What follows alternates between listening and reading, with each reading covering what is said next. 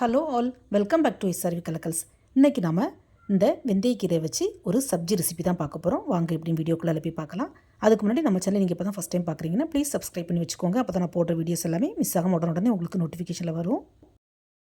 ஆலு மேத்தி பண்ணுறதுக்கு நான் கொஞ்சம் வெந்தயக்கீரை எடுத்துருக்கிறேன். இந்த மேத்தி நான் ஆன்லைனில் தான் வாங்கினேன். ஒரு பஞ்சு 30 rupees.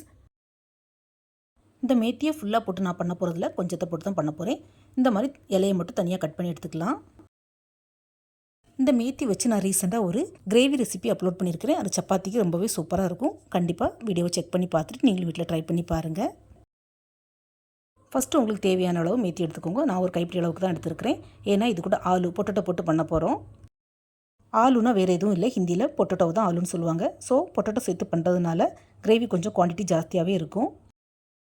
ஃபஸ்ட்டு இந்த மேத்தியை நல்லா வாஷ் பண்ணிவிட்டு கொஞ்சம் ரஃப்பாக கட் பண்ணி எடுத்துக்கோங்க.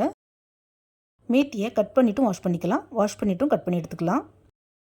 நான் இந்த சப்ஜி பண்ணுறதுக்கு ஒரு 3 பொட்டேட்டோ எடுத்துருக்கிறேன். ஃபஸ்ட் இதை தோல் நீக்கிட்டு கொஞ்சம் பெருசாகவே கட் பண்ணி எடுத்துக்கலாம்.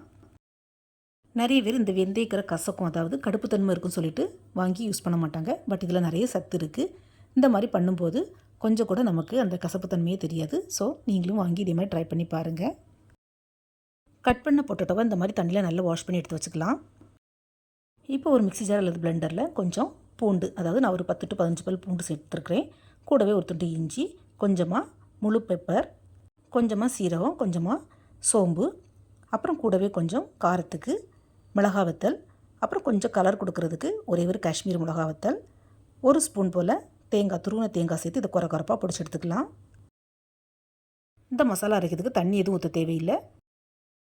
ஜஸ்ட் 1 or 2 times பல்ஸ் மோடில் இந்த மாதிரி கோஸாக பிடிச்சி எடுத்து வச்சுக்கோங்க. இப்போ கேஸ் ஸ்டவ்வில் ஒரு கடாய் வச்சு அதில் கொஞ்சமாக எண்ணெய் ஊற்றிக்கலாம். எண்ணெய் சுடணும், கொஞ்சமாக சீரகம் போட்டு பொரிய விட்டுக்கலாம். சீரகம் பொரிஞ்சதுக்கப்புறமா கொஞ்சம் வெங்காயத்தை இந்த மாதிரி சேர்த்துக்கலாம். நான் வெங்காயத்தை சாப்பரில் போட்டு சாப் பண்ணி வச்சுருக்கிறேன். எவ்வளோ பொடியாக நீங்கள் கட் பண்ண முடியுமோ அந்த மாதிரி கட் பண்ணி எடுத்து சேர்த்துக்கோங்க. அப்போ தான் இதோட டேஸ்ட் நல்லாயிருக்கும். வெங்காயம் நல்லா வதங்கி இந்த மாதிரி கலர் சேஞ்ச் ஆனதும் நம்ம நறுக்கி வாஷ் பண்ணி வச்சுருக்கிற பொட்டேட்டோ இது கூட சேர்த்துக்கலாம். பொட்டேட்டோ சேர்த்து லைட்டாக வதக்கி விடணும்.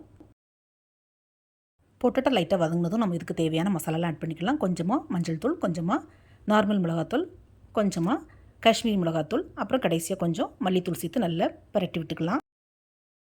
நம்ம போட்ட மசாலாலாம் இந்த மாதிரி பொட்டேட்டோவில் நல்லா கோட்டனதுக்கப்புறமா கொஞ்சமாக தண்ணி ஊற்றி இதை வேக வச்சுக்கலாம். பொட்டேட்டோ வேகிறதுக்கு தண்ணி ஜாஸ்தியாக ஊற்றிட வேண்டாம், கொஞ்சமாக ஊற்றி இந்த மாதிரி லைட்டாக பரட்டி விட்டுட்டு ஒரு லிட்டு போட்டு மூடி வச்சுக்கலாம். சீக்கிரமாக வந்துடும். நம்ம இது வரைக்கும் பொட்டேட்டோவுக்கு உப்பு சேர்க்கல, ஸோ கொஞ்சமாக உப்பு சேர்த்து திரும்பவும் நல்லா பரட்டி விட்டுக்கலாம்.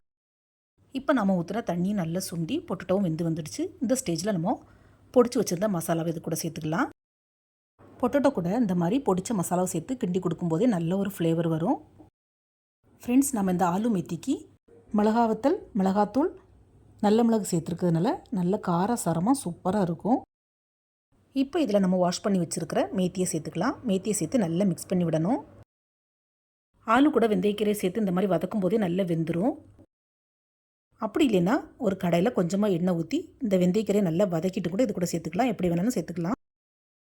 மேத்தியை சேர்த்து இந்த மாதிரி லைட்டாக பரட்டி விடும்போதே சீக்கிரமாக டிரான்ஸ்பரண்ட் ஆயிரும். நான் இதில் மல்லிக்கீரை எதுவும் சேர்க்கலை, உங்களுக்கு வேணுன்னா கொஞ்சமாக சேர்த்துக்கலாம். அதே மாதிரி தனியாக கரம் மசாலாவும் எதுவும் சேர்க்கலை. ஆல்ரெடி இஞ்சி, பூண்டு, சோம்பு எல்லாம் சேர்த்து அரைச்சிருக்கிறதுனால இதே நல்ல மசாலா ஃப்ளேவர் கொடுக்கும். உங்களுக்கு வேணுன்னா தனியாக கரம் மசாலா அல்லது சிக்கன் மசாலா கூட கொஞ்சமாக ஆட் பண்ணிக்கலாம். இது சாதத்துக்கு மட்டும் இல்லை, சப்பாத்திக்கும் பெஸ்ட்டு காம்பினேஷனாக இருக்கும். ட்ரை கிரேவி விரும்பி சாப்பிட்றவங்களுக்கு இது கண்டிப்பாக பிடிக்கும். ஸோ இந்த வீடியோவை பார்த்ததோட விடாமல் நீங்களும் கண்டிப்பாக ட்ரை பண்ணி பாருங்கள். உங்களுக்கு எப்படி வந்தது, பிடிச்சிருந்தாலும் உங்களுடைய ஃபீட்பேக்கை மறக்காமல் ஷேர் பண்ணுங்கள். மும்பையில் இந்த ஆலு மேத்தி ரொம்பவே ஃபேமஸ். இதே மேத்தியை வச்சு நான் ஆல்ரெடி அடை செஞ்சு அப்லோட் பண்ணியிருக்கிறேன். என்னுடைய சேனலில் போய் செக் பண்ணிக்கோங்க, அதுவும் செம்மையாக இருக்கும். இந்த வீடியோ பிடிச்சிருந்தால் மறக்காமல் SRV கலக்கல்ஸை லைக், ஷேர் அண்ட் சப்ஸ்கிரைப் பண்ணுங்கள். தேங்க்ஸ் ஃபார் வாட்சிங். See you soon in the next video. Bye bye. Take care.